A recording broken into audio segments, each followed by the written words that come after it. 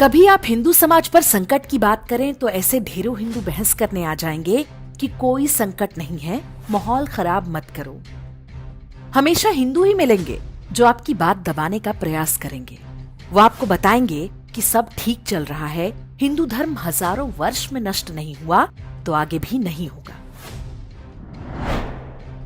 ऐसी बातें समझाने वाला कोई मजहबी व्यक्ति कभी नहीं मिलेगा, क्योंकि उनको पता होता है कि क्या चल रहा है और आगे क्या क्या करना है। वो आपसे बहस करने में टाइम खराब नहीं करता। हिंदुओं को खत्म करना उनके मजहबी कर्तव्य का सबसे महत्वपूर्ण भाग है। प्रश्न उठता है कि हिंदुओं के मन में ये कैसी बात बैठी हुई है? माहौल खराब होने का ये भय आखिर क्या है? ये कहां से आया है? हिंदुओं को क्यों लगता है कि माहौल खराब नहीं होना चाहिए?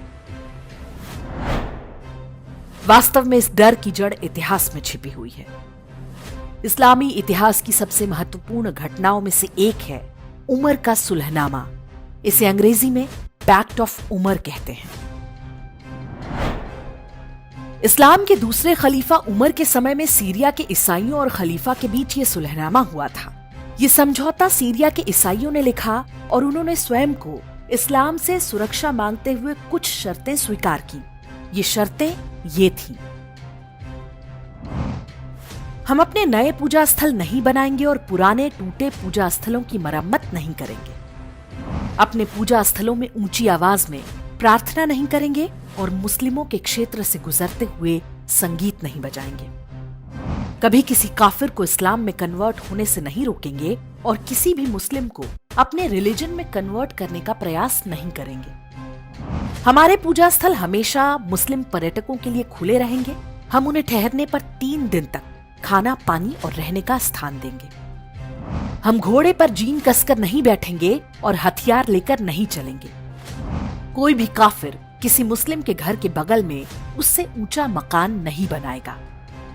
हर काफिर हर मुस्लिम को पूरी इज्जत देगा और उसके लिए बैठने की जगह छोड़ देगा। सीरिया के मूल निवासियों ने ये सारे लिखित वचन खलीफा उमर के आगे प्रस्तुत किए। बेहद रहमदिल खलीफा उमर ने इन सभी को स्वीकार कर लिया। अपनी तरफ से केवल एक शर्त जोड़ी कि कोई काफिर कभी किसी मुस्लिम पर हाथ नहीं उठाएगा, बचाव में भी नहीं, जवाब में भी नहीं। ऐसा करना अपराध माना जाएगा। सुलहनामा पेश करने वाले लोगों ने कहा कि वो ये सुलहनामा अपने और अपनी कौम की सुरक्षा के लिए स्वीकार करते हैं। बदले में उन्हें जीने का अधिकार दिया जाए। यदि किसी ने भी इन शर्तों में से कोई भी तोड़ी तो उसे दिया गया सुरक्षा का वचन हटा लिया जाएगा, यानी वो मार दिया जाएगा। उसके प्रति किसी की सहानुभूति नहीं होगी। ध्यान दें, ये शर्तें खलीफा उमर ने नहीं लिखी थी। ये खुद काफिरों ने अपने हाथ से लिखी थी। किस भय में लिखी थी ये अलग से बताने की आवश्यकता नहीं है। और काफिरों ने सिर्फ अपनी नहीं, सबकी गारंटी ली थी कि वो सभी इन शर्तों को मानेंगे। उन्होंने सबका जिम्मा लिया, इसलिए ये शर्तें जिम्मा की शर्तें कहलाईं। जिम्मेदारी शब्द का जन्म यहीं से हुआ था। जिम्मा की शर्तों पर जीने वालों को जिम्मी कहा गया। अरबी शब्द जिम्मा जब अंग्रेजी में लिखा जाता है तो इसकी स्पेलिंग DHIMMA होती है, यानी धिम्मा होती है, और उन शर्तों को मानने वाले धिम्मी कहलाते हैं। उमर का ये सुलहनामा वास्तव में एक टेम्पलेट है। मजहबी समुदाय हर समय इसी के आधार पर काम करता है। इतिहास पर ध्यान दे तो समझ में आएगा कि भारत में भी उमर के सुलहनामे पर लगातार अमल जारी है। हर बार कोई धिम्मी आगे बढ़कर सुलहनामा प्रस्तुत करता रहा है। मुगलों के अत्याचारों से लेकर मोपला नरसंहार और उसके बाद देश के बंटवारे तक ये क्रम आज भी जारी है। जो लोग कहते हैं कि हिंदुओं पर कोई संकट नहीं, चुप रहो, कुछ बोलो मत, माहौल खराब हो जाएगा, ये वही धिम्मी हैं जिनके अवचेतन मस्तिष्क में आज भी डर बैठा हुआ है।